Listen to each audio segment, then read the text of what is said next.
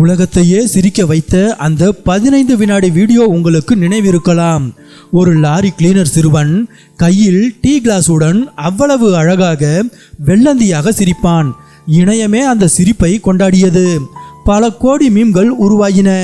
ஆனால் அந்த சிரிப்பின் பின்னால் இருந்த வழி யாருக்கும் தெரியவில்லை. அருண்குமார் 4ஆம் வகுப்பு படிக்கும் போதே வறுமையின் காரணமாக பள்ளியை விட்டு நிற்க வேண்டியதாயிற்று.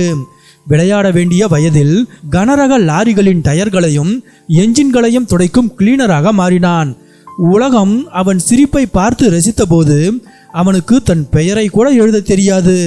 அவனது புகழை பற்றி இணையத்தில் வந்த பாராட்டுக்களை அவனால் வாசிக்க கூட முடியவில்லை.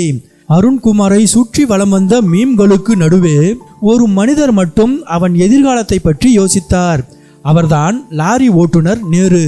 அவரும் வறுமை காரணமாக கல்லூரி படிப்பை பாதியில் விட்டவர் என்பதால் அருணின் வலியினை உணர்ந்தார். இந்த சிரிப்பு மட்டும் போதாது அருண், உன் கையில் கல்வியும் இருக்க வேண்டும் என்று முடிவெடுத்தார். அந்த லாரியே ஒரு நகரும் வகுப்பறையாக மாறியது.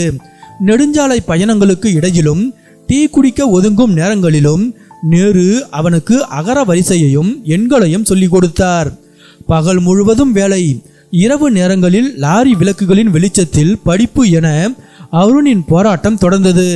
அவனது விடாமுயற்சியும் நேருவின் தந்தை போன்ற அரவணைப்பும் வீண் போகவில்லை. 8 ஆண்டுகள் கழித்து அருண்குமார் தனது 10ஆம் வகுப்பு பொதுத் தேர்வில் வெற்றி பெற்று சாதனை படைத்துள்ளான். இணையம் அவனை ஒரு மீம் ஆக மட்டுமே பார்த்தது. ஆனால் நேரு என்கிற அந்த ஓட்டுநர் அவனை ஒரு மனிதனாக பார்த்தார். ஒருவருடைய வறுமையை விட அவருக்கு நாம் காட்டும் சிறு அன்பு ஒரு வாழ்க்கையையே மாற்றிவிடும் என்பதற்கு அருண் நேருவின் இந்த பிணைப்பே சாட்சி.